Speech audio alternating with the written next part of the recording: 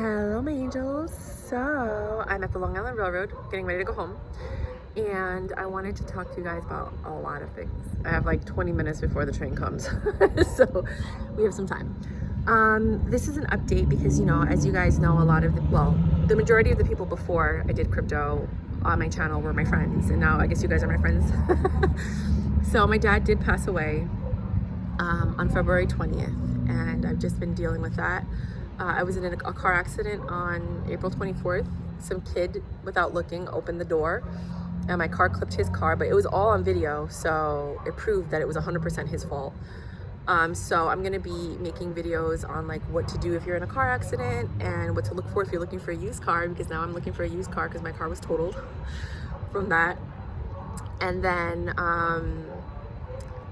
so I'm here at the Nissan dealership in Amityville, and I came to see a car that was $13,500, right? It was a Pathfinder. I wanted a Pathfinder, but now I'm changing it. I'm gonna get a Toyota Highlander because the Pathfinder is just too difficult it has issues with the CVT. So if you want a Pathfinder or any Nissan, between the years 2013 to 2018, they had what's called the CVT transmission, which is the worst transmission on the face of this planet. It has everything. It jerks, it stops, it trembles. Do not buy any Nissan. Well, okay, first of all, I'm not a professional. Everything I say is alleged. It's based on the information that was given to me, even from the Nissan dealership people. And you have to do your own research. Every vehicle is different and they're gonna react differently, and every transmission is different, so do not come at me for anything. So what I was told by all my mechanics, by all the people at all the dealerships, and by the Nissan people, that they're aware that there was an issue with the CVT transmissions, and since 2018, some of the cars have it, some of them don't.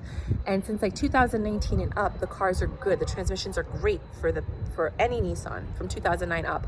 Make sure you don't have a CVT transmission.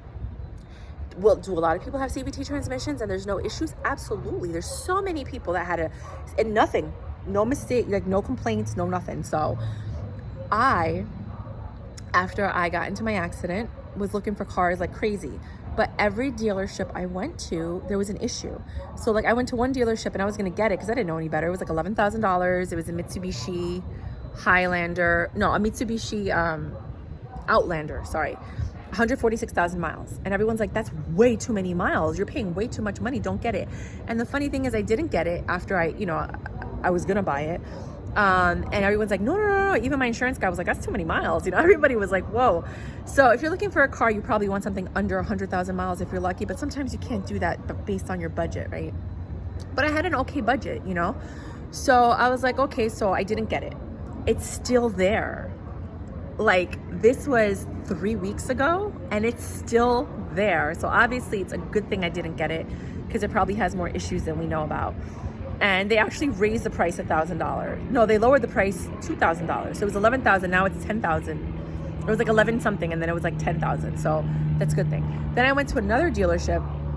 I spent all day there from like 10 to 7 trying to decide between the Pathfinder and the Chevy Equinox. I didn't like either one of them. That's why I couldn't make a decision, because if I like something, I usually make a decision, I go and I'm done.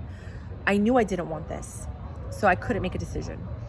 And I'm happy I didn't, because when I drove the Pathfinder, it was after 20 miles an hour, it was going like a cat, like, which was the CVT transmission. Good thing I didn't buy that. It had 136,000 miles. Then the other car, the Chevy Equinox, was gorgeous. It's exactly what I wanted. Beautiful interior. It was white. I love white SUVs, but I need an SUV for work, so it has to be an SUV. And I was like, okay, this is amazing. But it had the check engine light. Oh, that's just either the catalytic converter, which I already went through that with another vehicle, or the solenoid sensor. The solenoid sensor is what they fix when there's an issue either with the catalytic converter or with the transmission. I don't know which one. You guys have to look it up. I'm not 100% sure, but I know it's one of the two. One of the guys, my uncle, he told me that when his transmission went, like a lot of these used car dealerships will change the solenoid sensor so it looks like everything's fine. And then when you go to like 60, 70 miles an hour, this is all hearsay. I don't know. I'm not a professional. I'm just repeating what I was told. When you go like 60, 70 miles an hour, it activates the transmission, it overheats, and then it just stops or starts to shake and rattle, and then you have issues with your transmission after that. So the sensor kind of like is a buffer to make your car think that everything is fine until you exhaust it or you push it too hard. So, good thing I didn't get that car. Then I test drove that one after they changed the solenoid sensor, and then it started rattling. And I was like, why is the car rattling? Like, why would you let me test drive a car if it's rattling? So then they're like, oh, we'll fix it. All these promises, we're going to fix everything, put a deposit, let's fill it. No, I'm not going to do anything until you show me a car that has absolutely no issues. Right? So I didn't get a car from there. So after that long day of not eating or drinking anything and being on the car lot all day trying to figure out, like, should I get it? I need a car. But something was like, don't get it. Don't trust these people. Don't trust this car. These cars, I was like, okay, I didn't get it. But I was so exhausted and tired. And I was taking like, I spend like $100 to $300 in taxis every day. Not that I have a lot of money. Like, I'm putting this all on my card. You know, so it's not like I don't have a lot of money. Don't think that I'm sitting here bawling. I'm really not. I'm really not. I make like less than $40,000 a year. I don't have money like that. And I was like, okay, you know, fine, whatever. I need a car. So I went on Craigslist. This car just posted that day. It was a little old lady, and she was like, oh, you know, the car's been under the tree for 2 years. There's nothing wrong with it. You know, my son just bought a new car and he was going to junk it. And I was like, don't junk it. Give it to someone who could use it. So I test drove it. It seemed fine. She turned on the AC. And then it was cold. And then she's like, let me turn it off so you can hear the engine. Don't do that. When you're buying a vehicle, make sure that you have the AC on the whole time, because there's so many times that you turn on the AC and while you're driving it, it turns off or turns like warm. And then you know there's something wrong with the AC. They're just trying to get you to buy it and make you think that the AC is okay. So there was another time I was test driving a vehicle and the guy kept opening the windows and turning off the AC. And he's like, oh, it's too cold. And I'm like, leave the AC on. And then that's exactly what happened. So I knew there was a problem with the AC. So keep that in mind. When you're test driving a car, make sure the AC is always on, because they have ways of making things look good for that. They can clear the codes, so it looks like everything's fine. They can put something in, a little bit of Freon, and get the AC to be cold for a little bit. Like, there's so many scams that these used car dealerships have to get you to buy the vehicle, because once you drive that vehicle off the lot, you're done. Like, that's it. It's your problem. Buy the extended warranty. You don't want it. That's your problem. And a lot of these cars, because of the flood that we just had in New York, they're ruined on the inside. You know what I mean? But you don't know. So you have to check for flooding. You have to check to make sure that there's no rust on the rotors and the brakes.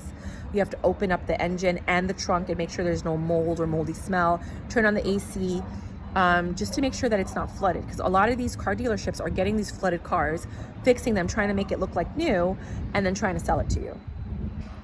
Almost every used car dealership I went to was a freaking nightmare. Like, they all have check engine lights. They all have issues. Oh, we're going to fix that. Oh, the window doesn't go up. Oh, I'll fix that. Everything is a promise that they're going to fix it, but they want you to leave money down or fill out paperwork. Don't do that until it's fixed. And even if it's fixed, you don't know if it's really fixed. And they want you to bring a mechanic, but your mechanic's not going to go all the way out there to help you unless you pay him a lot of money. I mean, that's a lot of money he's losing to come out there and check a car for you. And they don't want to bring it to your mechanic to make sure that, you know, your mechanic okays it, because they know that it's not okay. So now that I'm on Craigslist, I'm trying to make sure that, like, you have to bring it to my mechanic. You want me to buy it? Bring it to my mechanic. I'll pay you cash. But I need to make sure that there's nothing wrong with it. And then my mechanic's going to turn it on and off to make sure that the codes don't come back on. He's going to test drive it. You know, he knows what to do to make sure, like, if the codes pop up or whatever.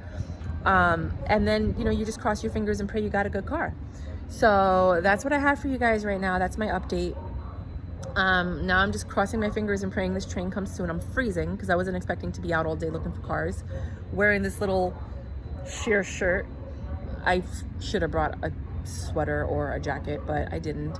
And yeah, that's where I'm at right now. So that's my update. Until next time, my lovelies, my cutie patooties with the little booties. Bye.